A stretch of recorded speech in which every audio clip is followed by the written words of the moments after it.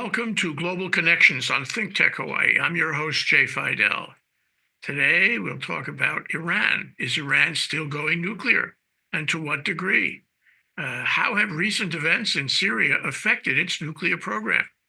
Our guest for the show is Carl Baker, Senior Advisor at Pacific Forum. Welcome to the show, Carl.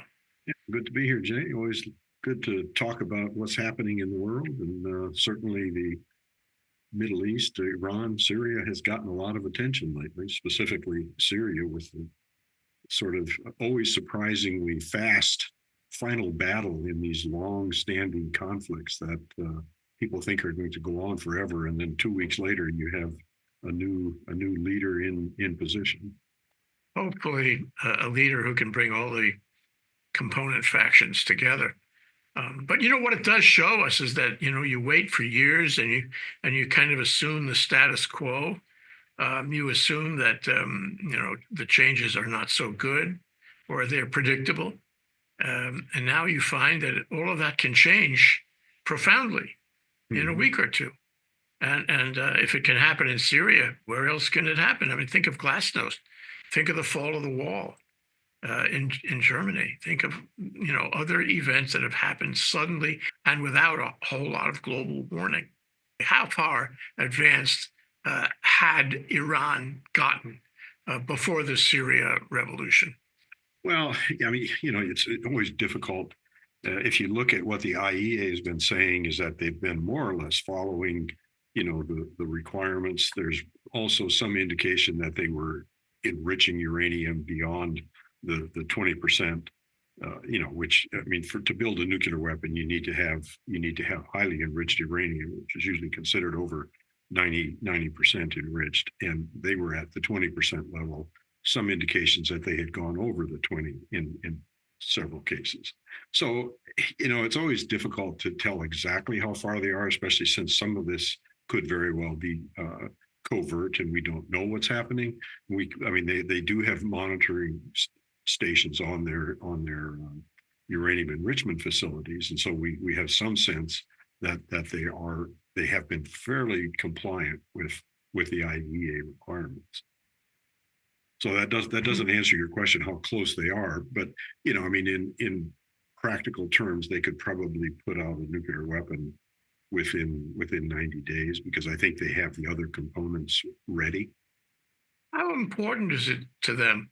How important is it, to the Middle East? What effect would it have on the Middle East if they actually got up one Tuesday morning and said, okay, we have working bombs now? How would that change things, and why do they want to get there? I mean, I think for Iran, the real factor is Israel. Given that their primary concern in the Middle East is Israel, I think they follow cues from Israel as far as their nuclear program is concerned. In terms of the larger relationship with the rest of the world, in some ways, Iran is better off not going nuclear, because it maintains some capacity to maintain relations with Europe and certainly China, because I think China would be concerned about Iran going nuclear. They would not want to see that, because it makes it more difficult for them to continue the oil trade and all that with Iran.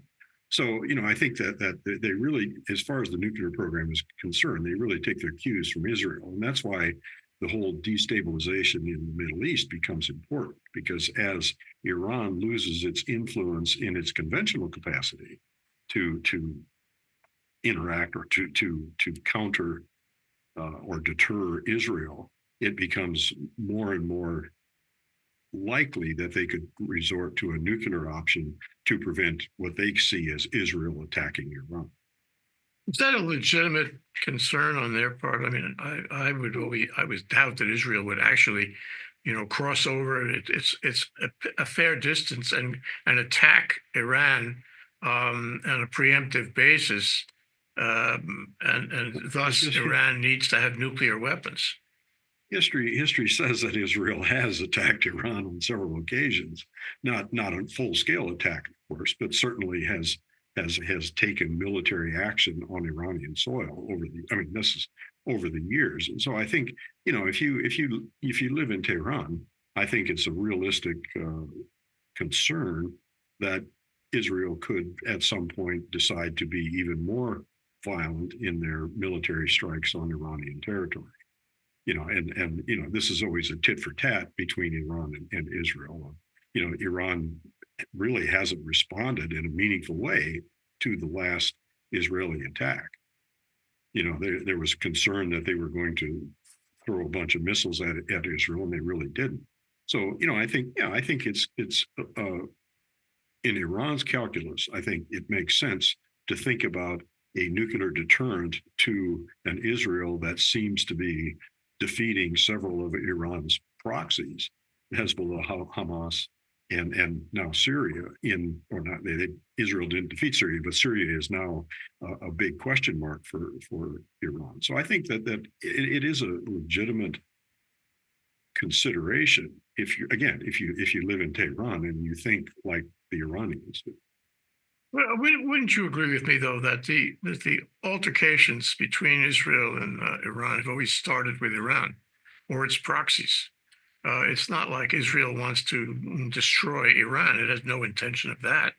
On the other hand, Iran really does want to destroy Israel. I mean, I think that's clear, isn't it?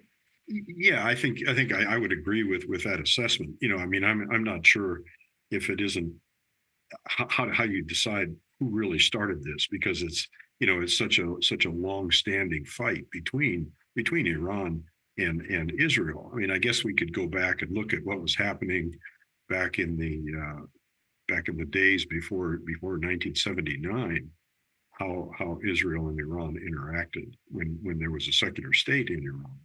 I think then the concern was less, and so I do think it is, an ideological fight between Israel and Iran, and yeah. I mean, clearly Iran has been the aggressor and has been the more violent of the two. But at some point, in the dynamic of escalation, it doesn't really matter who started this fight. It's a fight, and at some point you do a calculation saying it's time to eliminate the enemy because they've become too much of an enemy that I can't tolerate them anymore. And that's where I think Iran could decide that it really does need a nuclear deterrent to prevent Israel from dominating whatever they're going to dominate in the region. It's very ironic that in around 1900, there were hundreds of thousands, if not millions, of Jews living in Persia, Iran. And from that point till the 30s, and this had a lot to do with what was going on in Europe, all the Jews had to leave Iran. They were forced out. And they were the first wave of Jewish immigration at the time into Israel, and before Israel was a state. Mm-hmm. And to me, in the long view of things, that was really a mistake by Iran to force them out. They were a productive, contributor to the Iranian community, and they got forced out. And in place of them, there was this anti-Zionist, anti-Semitic thing that happened, which is really, very, very high tension right now. It gets worse. It doesn't get better. And at one point, it wasn't the same. It was a kindly accepting phenomenon in Iran not that long ago. It's interesting. Anyway, if they get the bomb, Carl, what are the chances they would use it on Israel? Yeah. I mean, probably about as great as a chance of anybody using a nuclear weapon. I mean, there has been this nuclear taboo, and if you're in the business of calculating your prospects as a state or as a regime, you have to take that into your calculus, that there's other people with a lot more nuclear weapons than you have. And so do you want to take the risk and see what happens to find out how the rest of the world reacts? I mean, it's almost an impossible question to answer, because I just until somebody breaks the taboo and you see the reaction of the rest of the world, you just don't know how it's going to pay out. My sense is that maybe the example is Kuwait in the early 90s, when everybody was so upset with the breaking of the norm of non-interference that people would react that way. But again, since Kuwait, we've had a lot of slippage toward violent conflict, not the least of which is, of course, Ukraine. Where a sovereign state was invaded, and there was a lot of clamor, but not clamor that ended up with a United Nations coalition going in and removing the threat. The nuclear threshold is still there, or the nuclear taboo is still there at the threshold of using nuclear weapons. And again, it might be one of those norms that people say that's too far, and everybody responds in a way that is going to make sure that that country doesn't continue to exist for using that nuclear weapon. They say, although Israel doesn't necessarily acknowledge this, that Israel has the bomb itself, has had the bomb for quite some time. So if Iran gets the bomb, it'll be mutual deterrence. And if Iran lets go at Israel, that will, Israel's not a big country. That would destroy Israel. And it would be, a real interesting point to see whether Israel would turn the other cheek, which I doubt, or let go on Iran and destroy Iran. Of course, the United Nations and other influencers in the world would say, no, turn the other cheek. But I suspect that Israel would not do that. What do you think? Well, I mean, that's the bilateral dynamic, and yeah, my sense is that if Iran would develop a nuclear weapon and attack Israel, Israel would attack Iran. I mean, I think that's to me almost a given. The real question is what happens then. Yeah, because then it's an open wound in the world, and how do you fix that wound? Because eliminating Israel. I mean, you're right. If it's a large enough nuclear device, you could eliminate Israel in one attack, basically.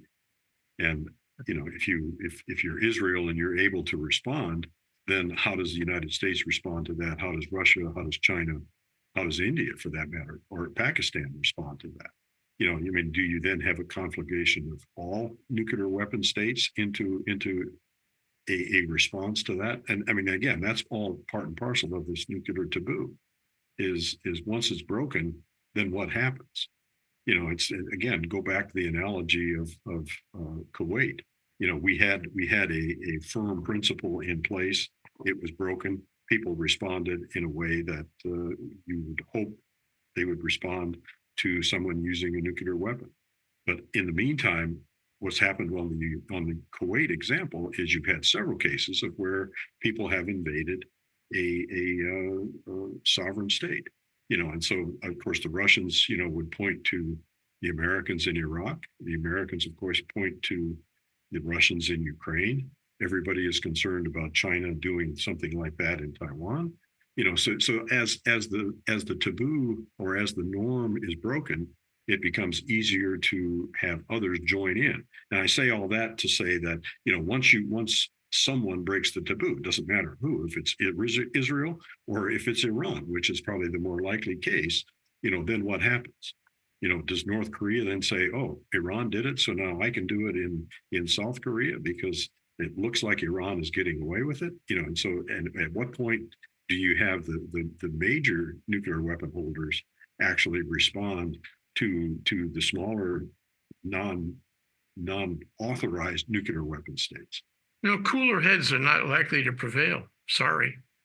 Who exactly would step in and say, now, boys, cool it? I think that, what you described could easily lead to a World War III nuclear war. No? Yeah, or the end of life as you know it. I mean, well, let's talk about, these events. Everybody says that, what is happening in Syria is going to change the Middle East. Mm-hmm. And Syria's relationship with Russia has changed. Iran's relationship with Syria, of course. Russia's relationship with Iran and of course Hezbollah and Lebanon, and the proxies. The proxies are kind of cut off right now, and of course the relationship of Israel and Iran must be, in a kind of dynamic right now, to see what happens and to see what each side of that has to do to protect its interests going forward. Now, I know it's a hard question. Nobody has an answer. Nobody knows exactly what is happening and what will happen in Syria. But what do you think? I mean, everybody says that the whole Middle East, in fact, the whole world is changing because of Syria, which is at the center of the Middle East. What do you think those changes are, Carl? Well, I mean, the changes is that you no longer have a regime in place that's been there for a long time. And so once you lose that regime, you have all these factions in Syria that are going to come out and try to access power. I mean, you've got all these groups up in the Northeast that the United States has been supporting, Turkey has been supporting, and they are all now trying to angle for power in the state of Syria. So so that's the first concern is who actually comes out the winner here in Syria, because I think that's still an open question. And even if you have stability in Damascus and Aleppo, in the Northeast, it's a wide open fight between the Syrian National Forces and the Syrian Democratic Force. There's a whole group of armed groups that are still there. And so Turkey becomes a pretty key element here of how they react to what's happening up in the Northeast. And so, is there an opportunity for something like the Islamic State to be reborn in the context of all these groups that are basically fighting amongst themselves? And I think certainly it is. The ability to capture power at this point, I think, is quite ripe for the taking in Damascus. I don't think there's all that certain. We can't be that certain that what we see now is what's going to be there in 2 months or 3 months as these factions start fighting. And then how does Iran play into that? How does Israel play into that? Given that one of the first things Israel did was they pushed in the Golan in the Golan Heights, and Iran, I'm sure, is thinking about how do they protect their flank with Syria following too. They certainly are. They probably are very concerned about Israel trying to take advantage of the situation, and of course Israel the same way. They see this as a potential opportunity for Iran to influence some of these smaller, lesser known elements in Syria that are now vying for power in Damascus. Your comments make me regret yet again that we don't have an effective global organization that can deal with all these fragmented interests. I mean, the fact is, we find out now when Assad comes down that his regime was really, really brutal, murderous, atrocity-ridden for years, for decades, many decades.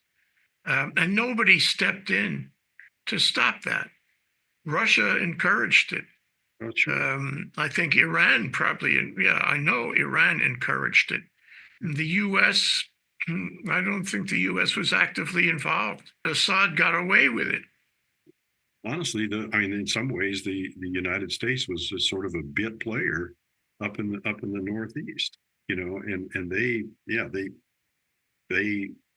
have said the United States really since the Obama era has really said we don't want to be involved, and this is the same thing that Trump has said and Biden has practiced in many ways, is that we still have this small remnant force up in the Northeast, but it's really sort of protecting the Kurds as much as it is anything meaningful in the power vacuum that's been created in Damascus. Well, and the same concern about Iran. Iran isn't really high on civil rights, human rights. Iran is bent on using these proxies for terror. Iran has been supported by Russia and I guess others, and it has control of all these proxy organizations. It has had control of all these Mhm. proxy organizations, and the U.S. hasn't really been able to stop it. Obama, stood in the way of further proliferation. Trump reversed that and essentially let Iran do what it wanted. The monitoring you talked about is really, it's only partial and it's not necessarily credible or useful. I think the monitoring, I wouldn't dismiss what the IEA is doing. I mean, this is what's left from the JCPOA. And and I think that it was useful and it is useful because at least you have some visibility on what's happening. Now, granted, there may very well be other facilities, but I think that what we don't want to lose sight of is that there is some level of international engagement in Iran over that monitoring. And so I'm not dismissing what you're saying that there certainly is potential for a lot of other things going on. But I mean the monitoring and the engagement of an international organization like IEA is has to be part of the solution to this problem. You can't let Russia, you can't let China, you can't let Iran dictate how power is ultimately distributed in Damascus. Yeah, well, that's my concern. There's no strong international organization that can say, look, we don't want to have a rogue state, a pariah state out there with a nuclear bomb. We don't like North Korea. We don't like any state that is not a good member of the family of nations to have a weapon of this magnitude. And the UN is, it's not able to do anything. It's past its prime, if you will. The U.S. through Obama tried, but that was a soft try, and Trump didn't try at all. In fact, he exacerbated the relationship, Yeah. and now he's back in office. I think Biden tried, but didn't get anywhere with it. And Trump is back in office, and he's going to try intimidation. But I'm not sure that's going to work with Iran. Iran is not likely to react to intimidation. They'll react to intimidation, but they'll react the same way they respond to anybody else's intimidation. They're not particularly intimidated, and they'll try to find ways to reduce American influence where they can. Yeah, that's the prime mission. American-Israeli. It's all the same to them. I think Iran doesn't make a distinction between Israel and the United States in terms of seeing them as the problem. So the proxies, you mentioned them before, and I wonder how Syria affects, what happened in Syria, what is happening in Syria affects Iran's relationship, control, support of all the proxies. Does this people say, oh, the relationship will change, is changing. They can't support the proxies, and Russia can't support them. So all of this network of terrorism and violence is likely to decline. Do you agree? I don't know. I don't know that answer. I mean, I certainly don't think that you're going to see a decline in terrorism in Syria. I mean, if you're talking about the decline in terrorism from Hezbollah, Hamas, and any other splinter group that's out there in the Middle East on the international stage, they may be less well financed with Iran not being able to channel money through Syria to the extent that that was happening. So I don't know that the fall of the regime in Syria really has that much influence on how Iran interacts with Hezbollah and Hamas specifically. What about Russia? Russia's interest. I'm not sure what you mean by Russia. Russia's influence in Syria. Well, Russia's influence in the whole Middle East. I mean, there was an article in the morning paper about how Putin was humiliated by Oh what yeah, happened in yeah. Syria, and he abandoned Assad in Syria and let it happen. He could have continued to defend Assad in Syria. He could have fought with the rebels, but he didn't do that. Okay, yeah, And this yeah. affects his influence, and he doesn't look so good. And I guess the question I would like to ask you is he out, or is he going to try to come back? Who? Assad? Putin. Oh, Putin. I mean, no. I mean, this is part of the deterioration of Russian influence and power as it gets sapped, as the power gets sapped in Ukraine. I mean, this is a visible outcome of that focus on Ukraine. I mean, Russia keeps pretending that it's not being affected, but sure, its inability or unwillingness to support Assad is certainly a byproduct of its its focus of resources on Ukraine. I mean, yeah, if that's what you're talking about, is does this mean Russia loses influence in Syria? Certainly, and by extension, then it loses influence in the region because it does make Russia look weak. It does make uh, the rest of the region doubt whether Russia it really has capacity to continue to operate. Looks like they maybe have left the port that they were holding in southern Syria on the Mediterranean. I'm forgetting the name right now of that port, but the last I saw was that the ships had left the port and they're now in the Mediterranean. So The problem is that he was there when these atrocities were taking place. So, at least indirectly, it's on him. It's on Putin.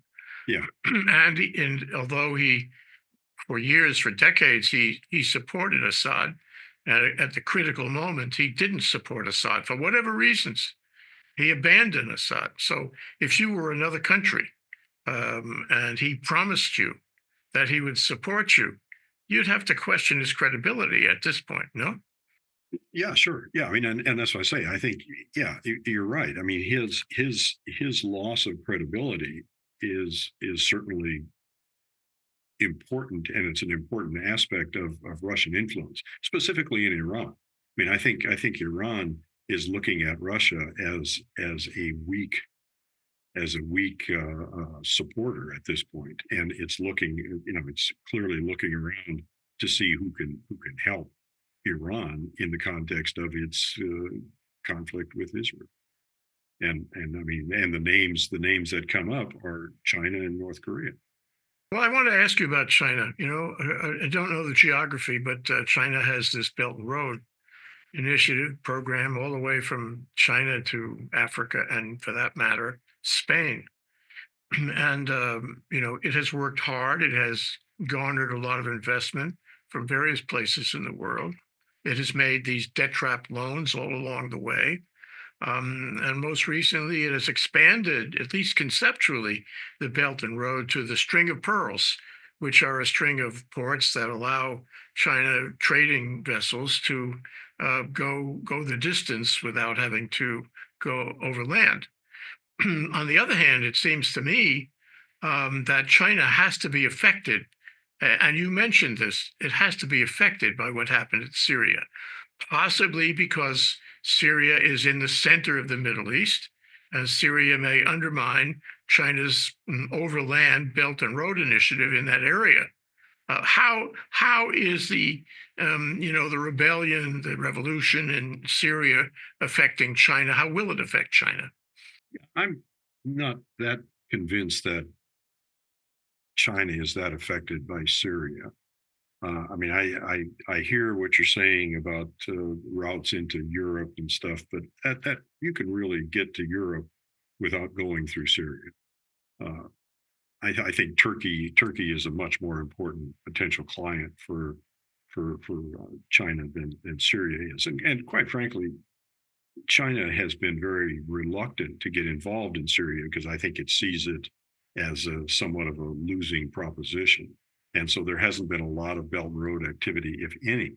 I don't recall ever seeing any mention of Syria being involved in Belt and Road. So if it is, it would be very minimal, I think. Uh, I think that China, I mean, typical China doesn't really want to get get involved in a place where it would actually have to take action. It's much more willing to sit back and wait for other people to fumble stuff around and make a mess, and then they can come in and clean up whatever is left over to take advantage of. So I think that if anything, a new Syria, if they could get their act together, would probably go to China as a potential benefactor in China's interest in trying to build a group of client states that are supportive of China's approach to global governance. And again, that's sort of an open question, but I don't think China was particularly enamored with the Assad regime. I think it saw Assad as a weak player in the region for the reasons that we've talked about. That he had not really been able to grow his economy simply because of the strife and horrible record that he had of killing his own people. So let's talk about the U.S. for a minute. Biden went in he said he tried to do defensive attacks on the military assets inside of Syria, and this is similar to what Israel is doing to make sure that American interests were not at risk.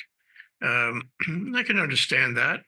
It wasn't consistent with his normally humane approach to things, but I'm sure he got good advice about it, and he went in and he made preemptive attacks against military assets in Syria, and that's really interesting. And Trump said we have to leave it alone. We have to not participate in any of that.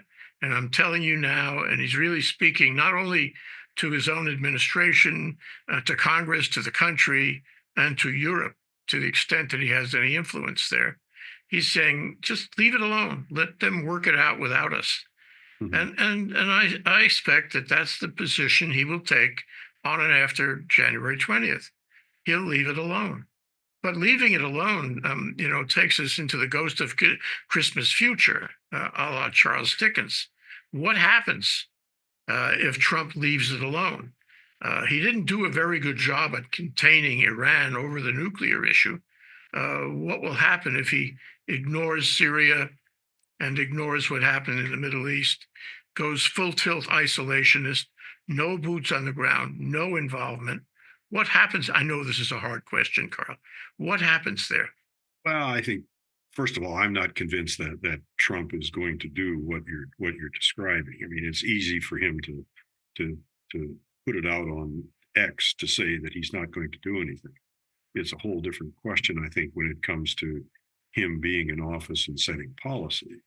And I mean, the U.S. I mean, if you look at what U.S. interests are in Syria, I think, yeah, we're probably not terribly interested in trying to manipulate who is in control in Damascus. But our interests have always been in the Kurdish area and its fight against Turkey. I think that we've already sort of set the position of not being involved in how the regime itself is formed in Damascus. All we've really seen from the State Department is that we would like to have an inclusive democratic regime in Damascus. Well, okay, yeah, I guess we'd like to have one of those everywhere.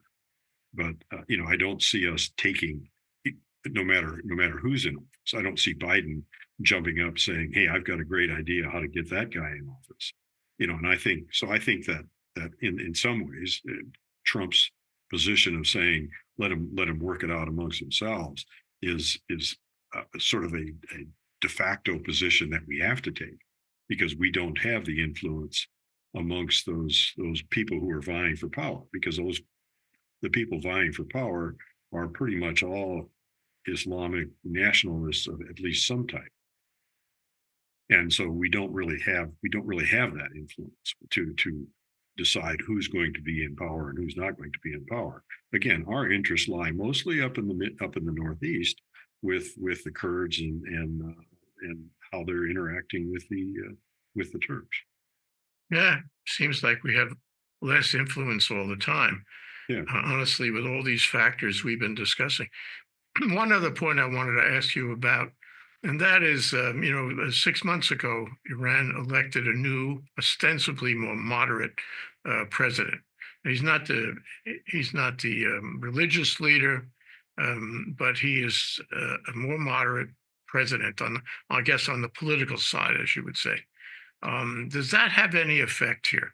Does this Syrian event affect the politics and the public opinion in Iran to the point where moderation would emerge as a better plan? Because right now they're a pariah, and their moves don't really seem rational. They haven't cared to be a member of the family of nations, but maybe this will shake them and shake their moderate leader into a more rational analysis or more rational approach. What do you think? Yeah, that's certainly possible. I mean, yeah. I mean, he came in as a more moderate leader. I haven't really seen much fruit from that description, in the sense that he hasn't really made any dramatic decisions that would suggest that he is trying to move toward a moderate position. But yeah, perhaps the fall of Assad gives him the opportunity to push toward a more moderate policy in Tehran. It certainly is possible. I mean, it's hard to predict because we really don't fully understand how the political dynamic is going to play out in Syria. And so, uh, my guess is that what we'll see in the next couple of months with Iran vis-a-vis Syria is that they'll be very careful, be very uh, interested in seeing who does take power, and then try to work with that regime in Damascus to build a better relationship. And to what end, uh, I think is still an open question, whether it's a moderation to try to be a part of the world, or to be uh, stronger against Israel. My sense is that they're probably still going to focus on trying to buttress their capacity to deter Israel, because I think they still see Iran still sees Israel as the primary threat, and by extension, then the United States as the primary threat. And if they can play off Europe, if they can get Europe interested in a better relationship, that would be where I would expect Iran to look in the West. And again, I think that Iran is also looking at China as a potential collaborator, at least in building an alternative to the Western uh, liberal order. It strikes me, I'm interested in your thought on this. It strikes me that they've been largely isolated. They've self-isolated with this single-minded mission of destroying Israel. But if they had better relations with Europe, and for that matter with the U.S., although that's a long shot, Mhm. even China, if they're a big country. They have a significant economy and industrial capacity. After all, they make drones, lots of drones. If they began to connect up and see themselves as a member of the family of nations, wouldn't that be a good thing? Because they'd have people maybe to test their ideas on, to test their mission on. People who would say, no, don't do that. This is a more rational way to go. Would that, do you think that would help if they had a group of people they were relating to? Yeah, sure. And I think, honestly, I think that Iran is probably more democratic than we give them credit for. They still have Khomeini, as the theocrat who sort of drives policy.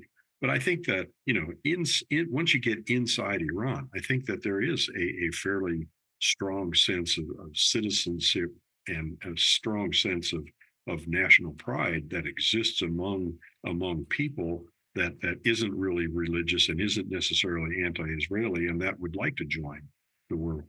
Unfortunately for the United States, I think the world that seems more receptive to Iran's aspirations centers in Beijing. And this whole movement from BRICS, they've joined BRICS, they've joined the Shanghai Cooperation Organization. They're engaged with oil, uh, buying oil out of Russia, making transactions in this new sort of emerging uh, economy centered around the BRICS and centered around not the West and the global South, if you want to call it that. And so I think that that's where they see their aspirations as having a better opportunity to flourish than in connecting with the West. They may look at Europe as a potential, but I think that their real aspirations lie with this emerging global South led by China and China's view of world order. Wow, very interesting. We're out of time, Carl. We'll have to leave it there. Thank you so much, Carl Baker, Senior Advisor to Pacific Forum. I'm your host, Jay Fidell. Thanks to our viewers for watching. Aloha.